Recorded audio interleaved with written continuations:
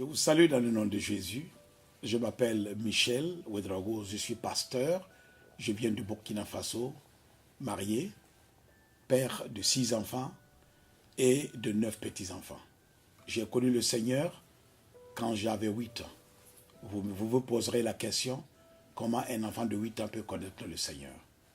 Mon papa était pasteur et dans la famille, il avait l'habitude d'aller acheter du sucre.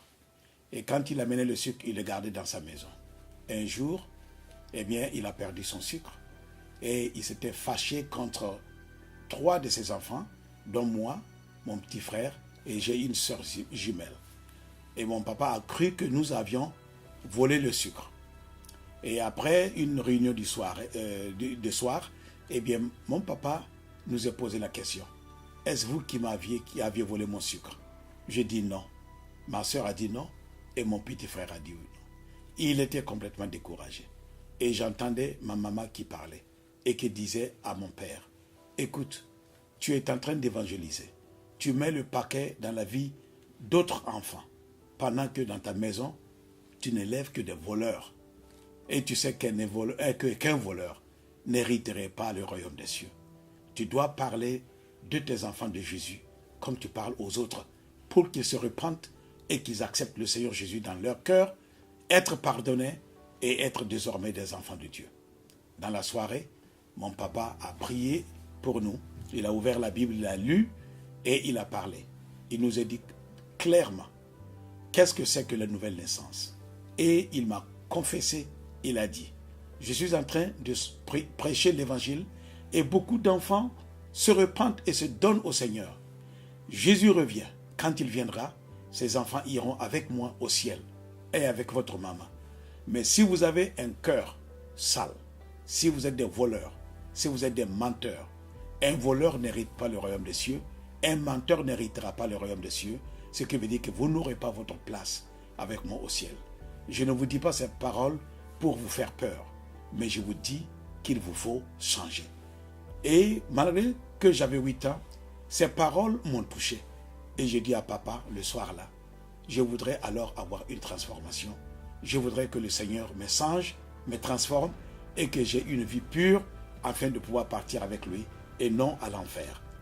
Et après avoir dit ainsi, mon frère et ma soeur aussi ont dit la même chose.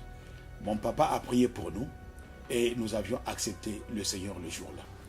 Quelque temps après, ma mère balayait la maison et la chambre de notre papa.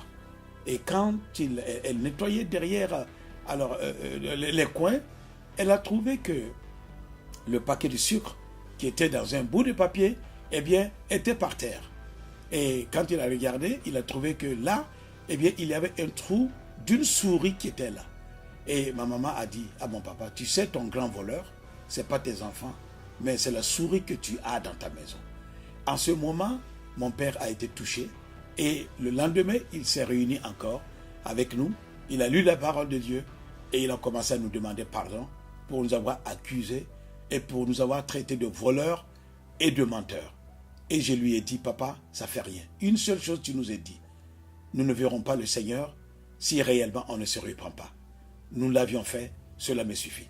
Mais je voudrais vous dire quelque chose. Après ces jours-là, dans mes rêves, je voyais des choses inexplicables qui me dépassaient, qui montraient ma faiblesse, qui montraient des choses qui réellement me dépassaient.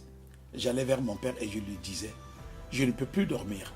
Depuis que j'ai confessé le péché, alors j'ai accepté Jésus, je ne peux pas dormir. Et mon papa me disait, Michel, tu sais, prie avant de dormir. Et viens vers moi, je vais prier pour toi avant de dormir. C'est plus tard que j'ai compris que le Seigneur voulait réellement me convaincre. Une personne ne peut pas se justifier. Personne ne peut se sauver. Tu ne peux pas te sauver par tes œuvres. Tu ne peux pas te sauver par ta justice. Tu ne peux pas te sauver par ta connaissance. Personne ne peut se sauver. Nous avons besoin d'une force supérieure, surnaturelle, qui peut venir nous sauver. Et c'est le sang de Jésus, alors seul qui peut nous libérer.